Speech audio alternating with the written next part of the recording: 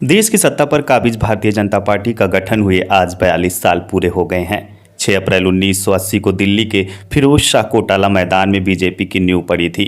अटल बिहारी वाजपेयी से नरेंद्र मोदी युग तक बीजेपी ने अपने 42 साल के संघर्ष में तमाम तरह के उतार चढ़ाव से गुजरते हुए शून्य से शिखर तक का सफर तय किया है।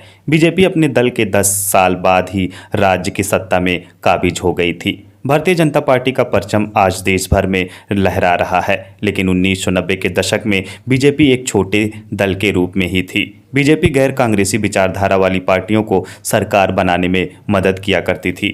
भारतीय जनता पार्टी का परचम आज देश भर में लहरा रहा है, लेकिन 1990 के दशक में बीजेपी एक छोटे दल के रूप में थी।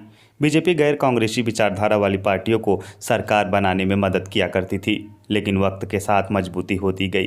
बीजेपी अपने 42 साल के सियासी सफर में केंद्र से लेकर 18 राज्यों की सत्ता पर काबिज है। इन 18 राज्यों में से 12 में बीजेपी के अपने मुख्यमंत्री हैं, तो 6 राज्यों में सत्ता भागीदारी है।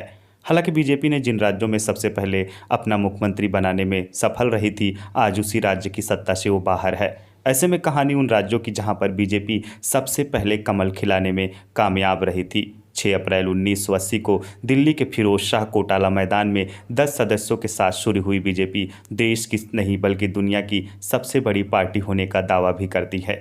बीजेपी शून्य से देश की सत्ता के शिखर तक सफर तय किया है। बीजेपी केंद्र की सत्ता पर काबिज होने में भले ही 18 साल लगाए हों, लेकिन राज्य में अपनी सरकार बनाना 10 साल के बाद ही शुरू कर दी थी। बीजेपी गठन के 10 साल के बाद बीजेपी देश में अपनी मुख्यमंत्री बनाने में सफल रही। भरोत सिंह शेखावत बीजेपी के सबसे पहले मुख्यमंत्री बनने वाले नेता हैं, जिन्हें जनता दल ने समर्थन किया था। मार्च 1990 में बीजेपी एक साथ देश के 3 राज्यों की सत्ता पर काबिज हुई थी, जिनमें राजस्थान, मध्य प्रदेश और हिमाचल प्रदेश शामिल हैं।